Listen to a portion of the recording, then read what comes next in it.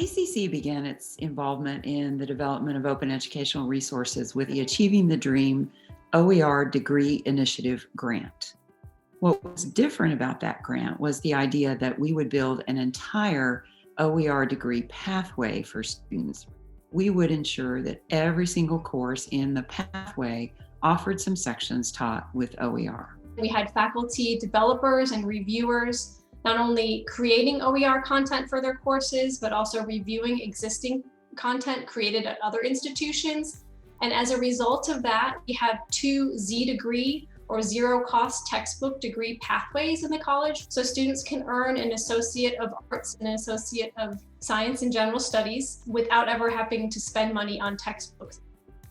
But we started off with under 30 sections, and then this fall 20, we were up to almost 1,100 sections out of our approximately 4,000 sections. So about a fourth of our sections during that time period. The quality of the materials has increased, the peripherals have increased. There are now test banks, study guides, instructor materials. All those peripherals that used to be available with commercial textbooks are now becoming more widely available with the open materials.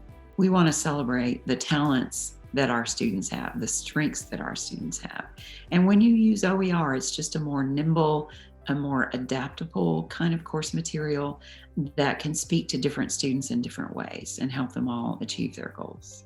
OER is a wonderful thing in and of itself, but one of our huge focuses this year, and the Chancellor's number one priority, is equity. Oftentimes when students had to buy their textbooks, sometimes they had to put it off. They had to buy them late, or else they didn't buy them at all. Data shows that students who can't afford their textbooks, this negatively impacts their ability to enroll in courses and even participate and fully be successful in the course without access to the material. We use $100 as an estimate. And using that as a constant estimate since we started tracking OER sections, we have saved students cumulatively $8.5 million. That is a big economic impact on our students. Open educational resources really enable students to not worry about the cost of the textbook. They are ready from day one.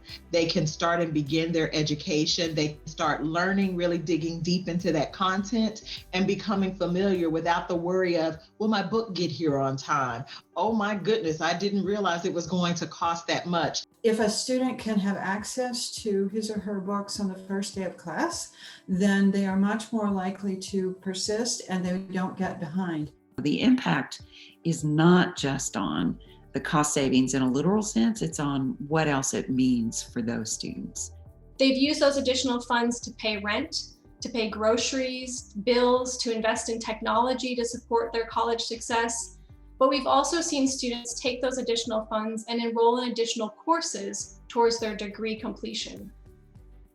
So we can see some statistical evidence here that OER materials do make an impact in terms of student success. It helps students persist and it helps them achieve more successful grades. If you look at our overall, the college's strategic plan, this fits extremely well with the things we're trying to do and help our students out.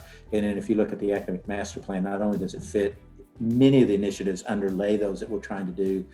It's specifically called out as an academic master plan initiative itself. I want to thank the faculty who have really stepped up to the plate and made this as successful a project as it is. Our faculty understand the mission of ACC. They are committed to the mission, and we appreciate all the work they do with their colleagues, the faculty librarians, with instructional designers. We appreciate their ongoing commitment to teaching with current, relevant, and openly licensed, freely available course materials.